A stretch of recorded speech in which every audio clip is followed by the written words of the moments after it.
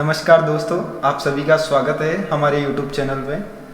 आज हम आए हुए हैं जो हमारे भजन प्रवाहक हैं अरुण शर्मा जी। आज इनके हम स्टूडियो पे पधारे हैं हम सभी, और आज हम इनसे जानेंगे जो इनका प्रारंभिक जीवन था, जो जीवन इन्होंने स्टार्ट किया जब ये भजन प्रवाह के क्षेत्र में ही आगे बढ़े, और आज इनका जयपुर क्षेत्र में एक अच्छा नाम है और एक अच्छा काम कर रहे हैं रेगुलर।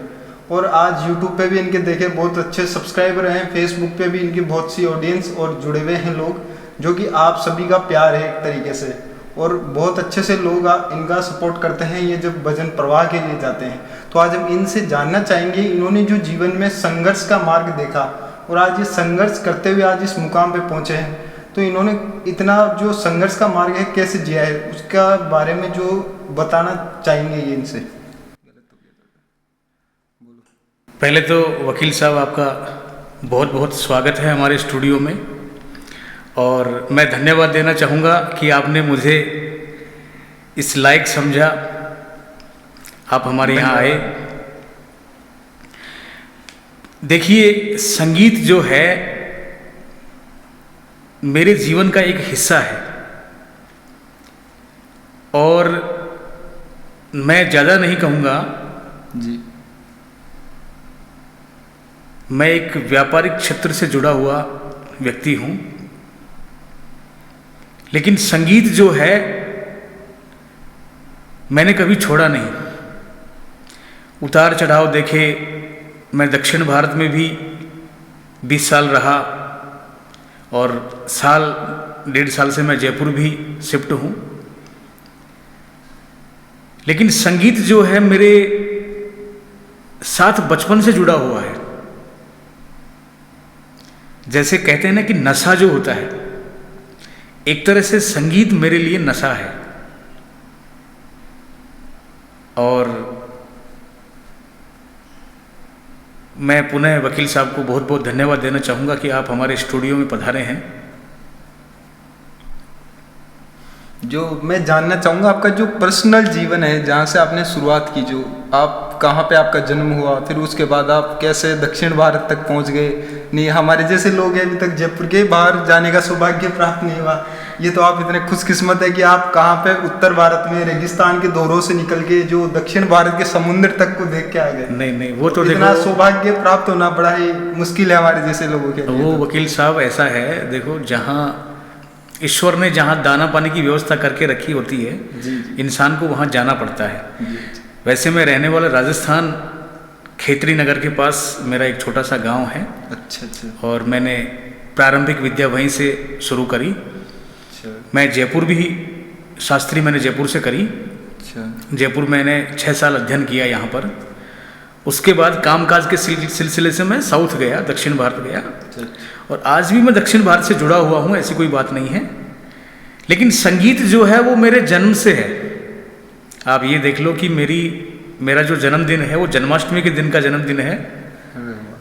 और जब घर में कीर्तन हो रहा था तो मैं घर में जन्म मेरा भगवान कृष्ण के जन्मदिन के दिन ही, मेरा जन्माष्टमी के दिन ही मेरा जन्म हुआ। तभी आज भी इतनी कृपा है कि इन पे देख लो, श्याम बाबा के बहुत बड़े भक्त है, जितना मैं इनको जानता हूँ। इनसे बड़ा भक्त मेरे अनुसार तो कोई होगा नहीं आसपास में। नहीं, ऐसी कोई बात नहीं है। बाबा की कृपा तो देखो शुरू से ही हमारे ऊपर है, और उनकी कृपा के बिना तो कुछ भी नहीं है। सही है। और तभी से ये देख लो, मेरे दादाजी जो थे स्वर्गीय श्री पूर्णमल जी पुजारी, वो मेरे गुरु हैं संगीत के क्षेत्र में। जी। उनसे ही मैंने संगीत, उनको देखता था, वो भजन गाते थे, उनसे ही मैंने संगीत सीखा। और उनके सानिध्य में ही मैंने जो भी मेरे को टूटा फूटा जो ज्ञान है वो उनके सानिध्य से ही है। बाकी बाबा की कृपा, ईश्वर की कृपा, परमपिता परमेश्वर की कृपा, और आप जैसे सभी मित्रों की कृपा मेरे ऊपर है ही। जी। देखो, अपन जैसे माने कोई भी व्यक्ति हो, उसका जीवन एक तरीके से हम देखें एक कच्ची मिट्टी के समान होता है। जी। उस कच्ची मिट्टी को जब हम घड़ा बनाने के लिए, जब वो उसके लिए जो बनाने के लिए जो प्रयास किया जाता है वो बचपन से ही किया जाता है। तो जो इनको जो दादाजी के द्वारा जो सानिध्य प्राप्त हुआ उनका, इनको जी, उस सानिध्य के कारण ही आज इस मुकाम पे मेरे को लगता है इनका बहुत आशीर्वाद है इनके ऊपर। बिल्कुल मेरे दादाजी ही मेरे प्रारंभिक नहीं, अभी तक मैं उनको ही गुरु मानता हूँ, क्योंकि मैंने संगीत के क्षेत्र में किसी को गुरु नहीं बनाया, हाँ और उनकी कृपा से मेरे परिवार में संगीत, ये देख लो, इस क्षेत्र से दूर दूर तक किसी का कोई रिश्ता नहीं है, वास्ता नहीं है। जी जी हमारे परिवार में मेरे दादाजी जो थे, उन्हीं को संगीत का ज्ञान था, और उन्हीं से मैंने ये सारा सब, जो उनके सानिध्य में ही मैंने सारा ये जो भी है मैंने सीखा है। जी। तो जैसे अब भजन के अंदर, जैसे कि आपके चैनल पे बहुत से भजन है, लेकिन जो सबसे प्रिय भजन आपको लगा हो तो आप एक दो पंक्ति सुनाना चाहिए वो भजन। देखिए, भजन तो सारे ही प्रिय हैं हमारे लिए। बाकी मेरे से जो है हमारे नरसिंह जो भगवान हैं, हमारे कुल देवता हैं, उनका भजन काफ़ी वायरल हुआ यूट्यूब पर भी। उनकी कृपा आपको नहीं जरूर जरूर, वो तो हमारे कुल देवता हैं नरसिंह जी, तो उनकी कृपा तो हमारे ऊपर सदैव पूरे परिवार पर और सब भक्तों पर है ही। कुल देवता का तो आशीर्वाद होता ही है। नहीं जरूर, उनका भजन मेरे यूट्यूब चैनल पे कम से कम भी 100-150 भजन होंगे, लेकिन हमारे नरसिंह जी जो हमारे कुल देवता हैं, उनका भजन काफ़ी वायरल हुआ। जी। 2 पंक्ति सुनाता हूँ आपको मैं। वो मैंने लिखा था एक बार, जब मैं साउथ इंडिया में था, मेरा स्टूडियो था वहाँ पे, मेरे स्टूडियो में रिलीज़ करवाया मैंने वो। जी। वो भजन जो है, हे विश्वरूप नरसिंह हरे मेरे, मन में करो बसेरा, हम सबको सहारा तेरा, हम सबको सहारा तेरा। हे विश्वरूप नरसिंह हरे मेरे, मन में करो बसेरा, हम सबको सहारा तेरा, हम सबको सहारा तेरा। ये उस भजन की 2 लाइनें हैं। और भजन तो बाकी सारे ही प्रिय हैं। श्याम बाबा के भजन मैं अक्सर ज़्यादा गाता हूँ, भगवान कृष्ण के भजन ज़्यादा गाता हूँ। बाकी भजन तो सारे ही हैं, यूट्यूब चैनल पर भी हैं, अक्सर मैं गाता भी हूँ, कीर्तन में भी। चैनल का नाम है वो बता देते ऑडियंस को, जैसा कि कोई। चैनल का नाम तो हमारा शास्त्री अरुण शर्मा है, और हमारे वकील साहब जो हैं, आपके चैनल का नाम जय संहिता है। फेसबुक का जो, फेसबुक सारे मेरे जो ये भी सोशल मीडिया पे जो अकाउंट है, शास्त्री अरुण शर्मा के नाम से ही हैं। जी।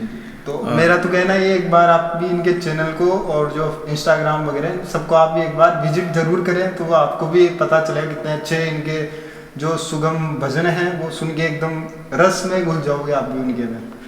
जी। तो जैसा कि हम बात करना चाह रहे थे कि जो भजन प्रवाह का मार्ग है, उसके अंदर जो आजकल जो नए नए बच्चे आ रहे हैं इस भजन प्रवाह के क्षेत्र में, तो आप उनको क्या आशीर्वाद देना चाहोगे कि उनको किस प्रकार से आगे बढ़ना चाहिए? जो आजकल छोटे छोटे बच्चे कुछ भागवत कथा में भी करते हैं, जैसे कि इसका प्रसिद्ध उदाहरण अपने जया किशोरी जी है, जो कि आज अपने बचपन, मैंने तो वीडियो वगैरह में ही देखा है कि 5 वर्ष की आयु से ही उनके मतलब फैमिली थी, उन्होंने मतलब सपोर्ट किया उनको, और आज इतने अच्छे मुकाम पर है। तो आप उनको क्या आशीर्वाद देना चाहोगे? क्या देखो, आशीर्वाद तो ठाकुर जी का सबके ऊपर होना चाहिए, हम तो क्या हैं सबको आशीर्वाद देने वाले जी। बाकी ये धर्म के कार्य हैं, इनको आप जीवन में किसी न किसी रूप में आप करें।